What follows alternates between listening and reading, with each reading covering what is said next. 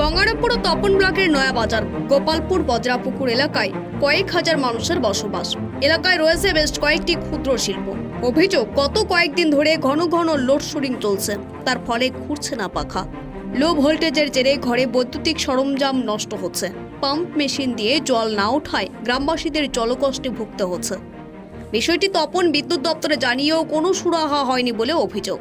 এদিন সকাল হতেই গ্রামবাসীরা গঙ্গারামপুর তপন রুটের নয়াবাজারে প্রায় 7 জায়গায় রাজ্য সড়ক অবরোধ করে বিক্ষোভ দেখান। অবরোধের জেরে আটকে পড়েন বহু যাত্রী। খবর পেয়ে সেখানে পৌঁছান গঙ্গারামপুর থানার পুলিশ।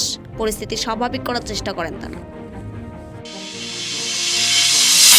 বাসিন্দা এবং নয়াবাজারের শুধু নয়াবাজার প্রপারটা না, সন্নিহিত আশেপাশের দীর্ঘ অঞ্চল জুড়ে বেশ কিছুদিন যাবৎ অতিরিক্ত লো ভোল্টেজের জন্য জীবনযাত্রা অচল হওয়ার পথে। মিনিমাম যে ভোল্টেজটুকুন দরকার সেটুকুনও না থাকার জন্য সমস্ত বৈদ্যুতিক যন্ত্রপাতি বিকল হতে চলছে এবং জনজীবন স্তব্ধ হওয়ার মতো।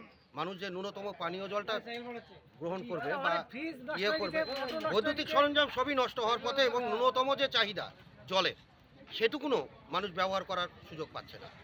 আমরা বারংবার বিভিন্ন অফিস সূত্রে বিভিন্ন মারফত এর সুষ্ঠু সমাধানের জন্য ফোন করেছি, আশ্বাস চেয়েছি, কিন্তু কোনো সমাধান হয়নি।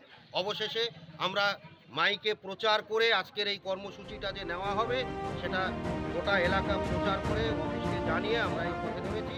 যতক্ষণের সুষ্ঠু সমাধান না হবে ততক্ষণ পর্যন্ত আমাদের এই অবরোধ চলছে এবং এটা সকাল 9:30 টাইম দেওয়া ছিল, 9টা, যাই হোক শুরু হতে হতে 10টা থেকে শুরু হয়েছে, এখনও চলছে।